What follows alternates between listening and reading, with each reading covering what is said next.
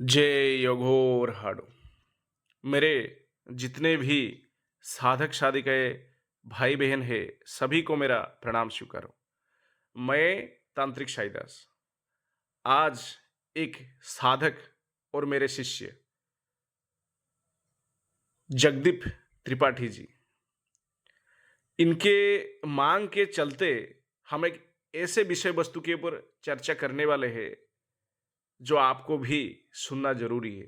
ये सभी के कार्य में लगेगा। माताएं, बहनें, साधक, साधिकाएं, तांत्रिक, हर एक कार्य में लगेगा। सबसे पहले उनका ये सवाल है कि हम जो भगवान के पास जो भोग चढ़ाते हैं, तो वो भोग कैसा होना चाहिए और भोग चढ़ाने का नियम क्या है और किस तरीके से भोग को चढ़ाना चाहिए।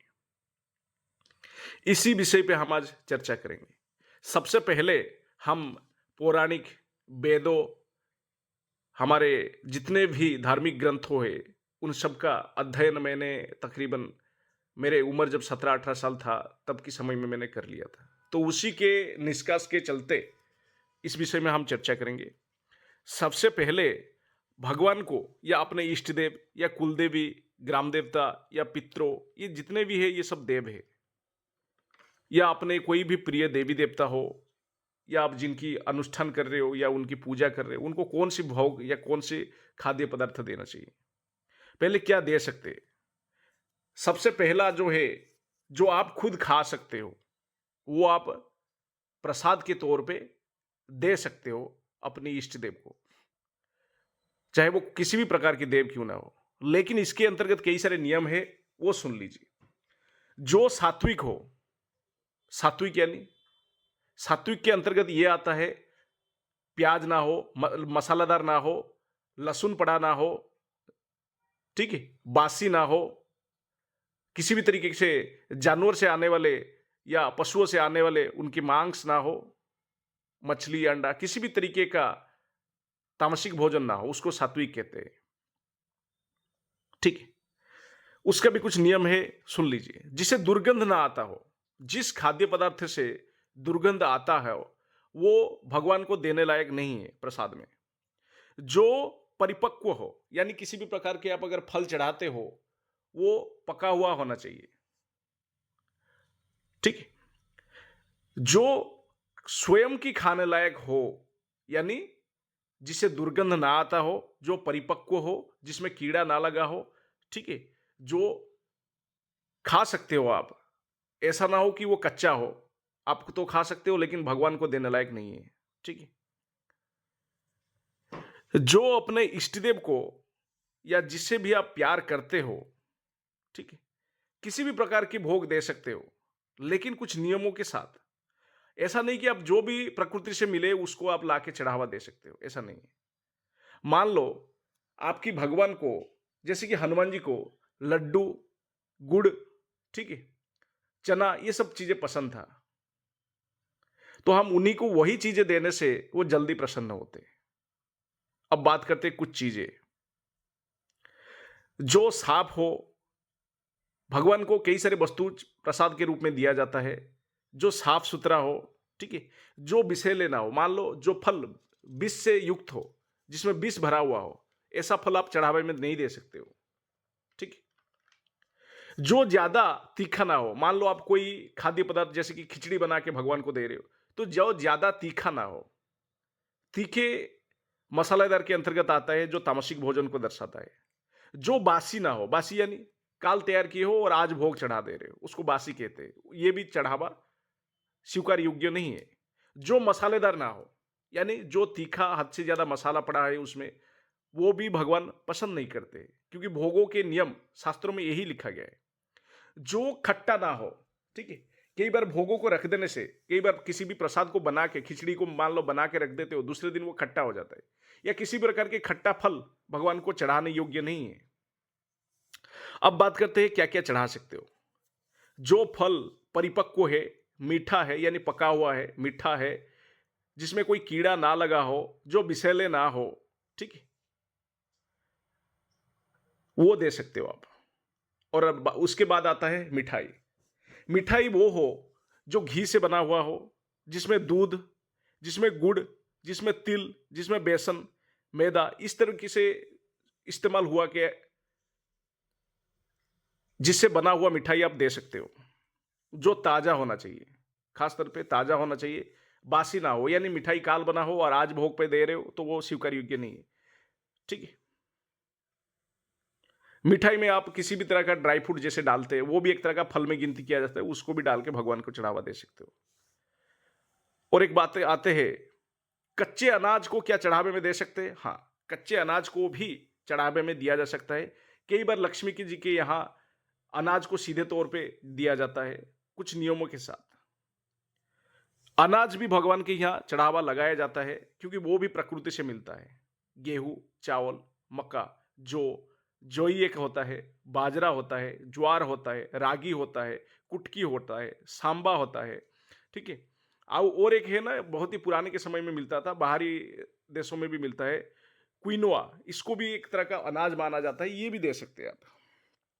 इस तरीके से अनाज को कम मसाले के साथ, यानी मसाला यानी प्याज लहसुन आदि नहीं, ठीक है, जैसे जीरा, जीरा की छोंक लगा दिए घी के जरिए से, ठीक है, हल्का सा हल्दी डाल दिए, थोड़ा सा नमक डाल दिए, इसमें बना के दे सकते हो।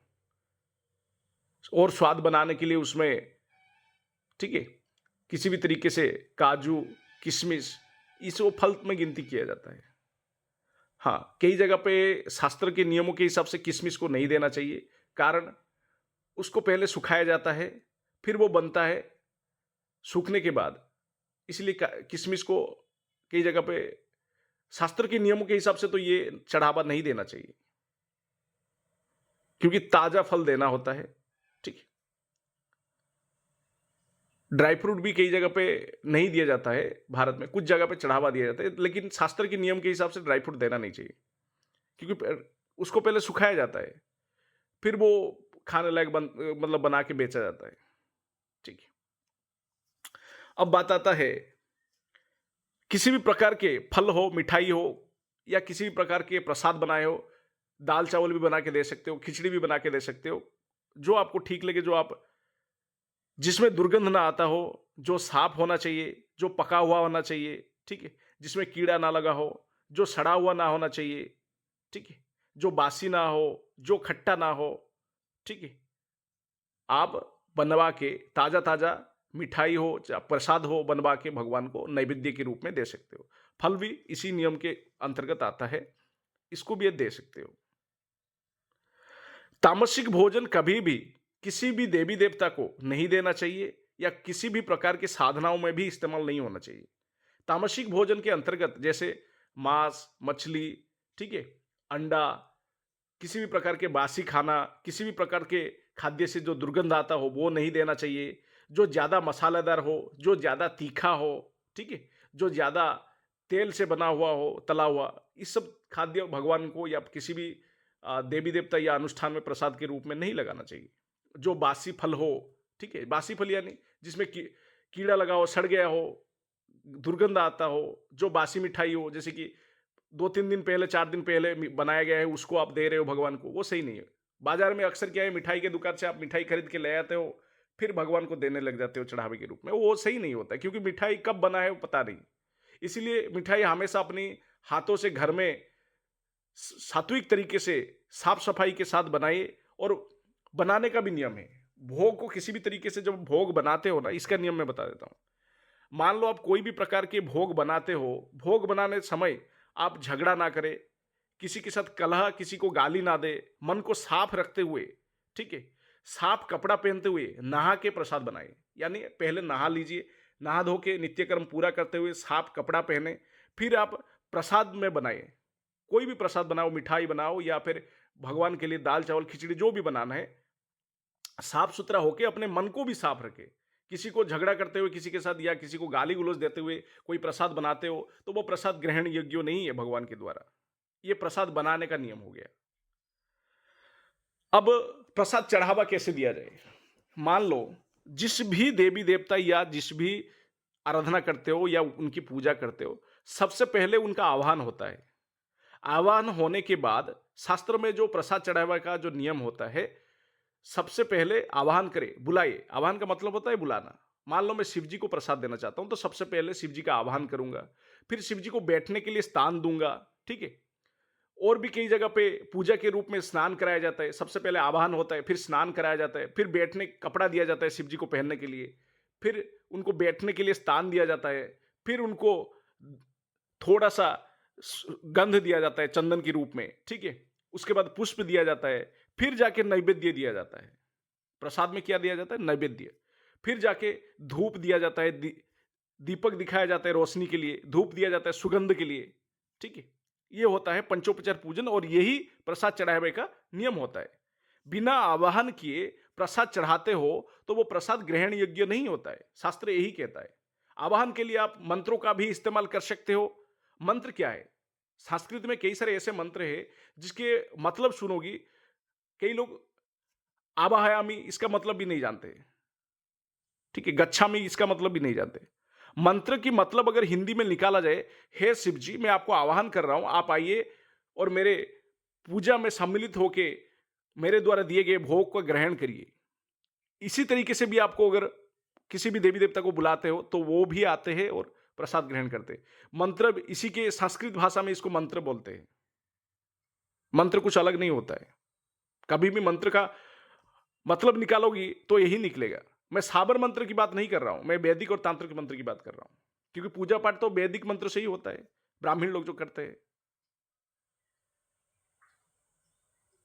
ठीक है। तो प्रसाद चढ़ावे से पूर्व आवाहन करे, सामान्य तरीके से उनको बैठने की स्थान दे, फिर प्रसाद चढ़ाए। अगर आप पंचोपचार पूजन कर रहे हो तो सबसे पहले आवाहन करें, फिर उनको स्नान कराए, फिर स्नान के बाद उनको कपड़ा दे। कपड़ा बाजार में जैसे मिलता है, कपड़े धागा दे सकते हो। अब अगर कपड़े देने में सक्षम नहीं हो तो फिर स्नान कराने के बाद बैठने के लिए स्थान दे, फिर उनको गंध यानी चंदन दे। मतलब सबको चंदन नहीं दिया जाता है, सबका अलग अलग होता है। जैसे गणेश पूजा करते हो तो दूबा दिया जाता है, दुब। ठीक है। उसमें चंदन सिंदूर दे सकते हो आप। और साथ ही में उनको बैठने के स्थान के बाद गंध के बाद पुष्प देना चाहता है। उसके बाद होता है धूप दीप देते हैं, धूप चढ़ाइए। पंचोपचार पूजन की बात कर रहा हूं। इसके बाद दीप चढ़ा दीजिए। दीप क्या होता है? प्रकाश की प्रतीक माना जाता है। धूप क्या आता है? चारों तरफ सुगंधित होने के लिए और साफ सुथरा रखना चाहिए। पूजा से पहले भी आपको स्वयं को साफ रखना चाहिए, प्रसाद बनाते हुए भी आपको साफ रहना चाहिए। ठीक है। साफ सुथरा कपड़ा पहने, उससे पहले नित्य कर्म आदि साफ नहा धो के ही प्रसाद बनाए, फिर पूजा में जाके बैठे प्रसाद बनाने के बाद। फिर आखिर में प्रसाद नैवेद्य को चढ़ाए, साथ में पानी रखे। एक चीज का आप कभी भी भूले मत, कोई भी अन्न रखे, प्रसाद रखे, मिठाई रखे, फल रखे, साथ में एक छोटे से मतलब ग्लास में या कटोरी में पानी जरूर रखे पीने के लिए। यह होता है पंचोपचार पूजन और प्रसाद चढ़ाने का नियम। कोई भी अनुष्ठान या साधना करे जिसमें पंचोपचार पूजन की जिक्र है, वो इसी तरीके से आप कर सकते हो। और एक अगले वीडियो में बनाऊंगा जिसके ऊपर मैं चर्चा करूंगा बलि के बारे में। कुछ लोगों के मन में सवाल आता है कि कई सारे ऐसे देवी देवता है जिनके यहाँ बलि भी दिया जाता है, बकरों का भी चढ़ावा दिया जाता है, वो तो तामसिक के अंतर्गत आता होगा। गुरुजी तो यहाँ उनके बारे में बात नहीं की। देखिए, बलि की बात अलग है। बलि के विषय में मैं अलग से चर्चा करूंगा। कौन से देवी के यहाँ दिया जाता है और किस कारण से दिया जाता है, क्या सामान्य प्रसाद से हम दे सकते, उस बारे में चर्चा करूंगा। नहीं दे सकते वैसे। ठीक है। और किसी भी प्रकार की साधना से पूर्व अगर पूजा किया जाए, फिर उनसे आशीर्वाद लेके अनुष्ठान का यानी मंत्र जब शुरू किया जाए विधिवत तरीके से, तो अनुष्ठान सफल होता ही है। इसीलिए अनुष्ठान से पूर्व पूजा का विधान रखा गया है सनातन धर्म की विद्याओं में। आपको अगर कोई मुस्लिम धर्म की विद्या या इस्लामिक तंत्र देखोगी, उसमें पूजा का महत्व नहीं है। वो उनके पद्धति से है। उनके अक्सर देखने को सुनने को मिलता है कि इस्लामिक तंत्र आसान होता है। हाँ, आसान होता है। कारण यही है क्योंकि उनमें पूजा नहीं करना पड़ता है। उनमें कहीं क्या होता है, किसी को जकात अदा कर दिया, यानी जकात अदा यानी किसी को खाने की वस्तु दे दिए अपने सक्षम के हिसाब से गरीब को, या तो किसी को दान में कुछ दे दिए, या किसी पीर फकीर के यहाँ चादर चढ़ा के आ गए, ठीक है। फिर अनुष्ठान में रात्रि में तस्बीह के माला लेके धूप दीप, मतलब दीपक तो उनके यहाँ नहीं जलता है धूप जला लिए, ठीक है, धूप बत्ती जिसको कहते हैं सुगंध के लिए। फिर मंत्र जप करने बैठ गए वज्रासन में। उनके यहां आसन अक्सर हरा होता है। देखिए, सबके अलग अलग धर्म की मान्यताएं हैं। इतने अनगणित विशाल तंत्र है ये, उसमें से, उस विशाल तंत्र में से लगभग 80% जो तंत्र है वो हिंदू सनातन धर्म के विद्याओं के ऊपर आधारित है। उसके बाद तिब्बत तंत्र है, ठीक है। उसके बाद इस्लामिक तंत्र है। उसके बाद क्रिश्चियन लोगों का भी तंत्र है, ख्रिस्ट तंत्र जिसको कहते हैं। सबके तंत्र होते हैं, लेकिन सबसे ज्यादा जो है वो सनातन धर्म की तंत्र विद्या था, जो आज के समय में जिसको लगभग लोग भुला दे रहे हैं, क्योंकि लोगों को सही मायने में पता नहीं होता है हमारे पूर्वज कैसे जिया करते थे। पहले के जमाने में गाड़ी, ठीक है, बड़े बड़े घर, बड़े बड़े कोठा, नौकर चाकर, इंटरनेट, किसी भी तरीके से आधुनिक सामग्री था नहीं, फिर भी वो खुशी से जीते थे।